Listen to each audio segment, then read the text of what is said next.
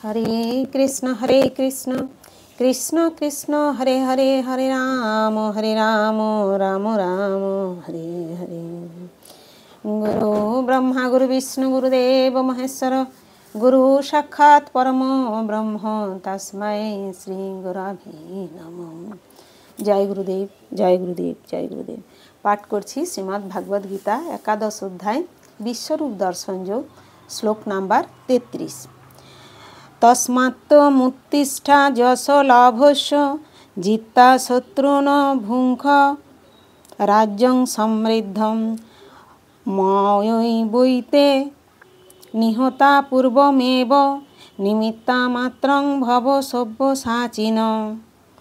तस्मात् अतएव तम तुमी उत्तिष्ठा उठो, যশ লভস্য লাভ করো, জিত্তা জয় করে, শত্রুদের ভুঙ্খ ভোগ করো, রাজ্যম রাজ্য, সমৃদ্ধম সমৃদ্ধশালী, ময়া আমার দ্বারা, এব অবশ্যই এতে এই সমস্ত, নিহত হয়েছে, পূর্বমেব পূর্বেই, নিমিত্ত মাত্র ভব হও সব্যসাচিন হে সব্যসাচী। অনুবাদ।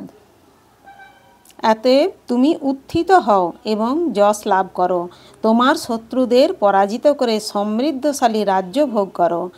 আমার দ্বারা এরা পূর্বেই নিহত হয়েছে, হে সব্যসাচী, তুমি কেবল নিমিত্ত মাত্র হও। তাৎপর্য। সব্যসাচিন তাকেই বলা হয় যিনি অত্যন্ত দক্ষতার সঙ্গে যুদ্ধক্ষেত্রে তীর নিক্ষেপ করতে পারেন। এভাবে অর্জুনকে একজন সুদক্ষ যোদ্ধারূপে সম্বোধন করা হয়েছে। তিনি তীরের দ্বারা শত্রু সংহার করতে সমর্থ। নিমিত্ত মাত্রম এই কথাটিও বিশেষ তাৎপর্যপূর্ণ। এই জগতে সব কিছুই সাধিত হয় পরমেশ্বর ভগবানের ইচ্ছানুসারে।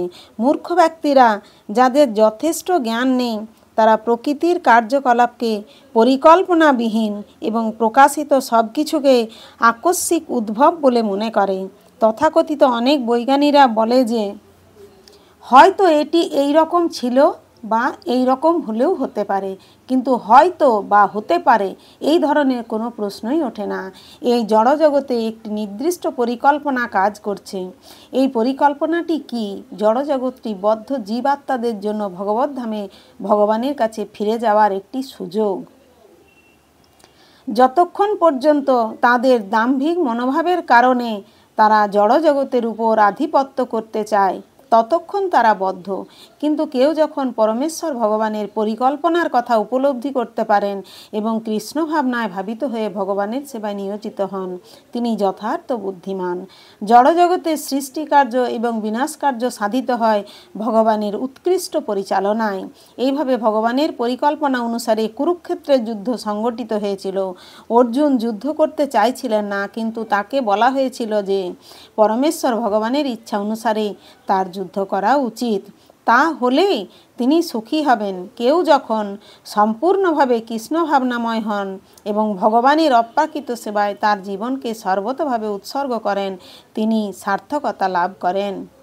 হরে কৃষ্ণ কৃষ্ণ কৃষ্ণ হরে হরে, হরে রাম রাম রাম হরে হরে। জয় গুরুদেব জয় গুরুদেব জয় গুরুদেব।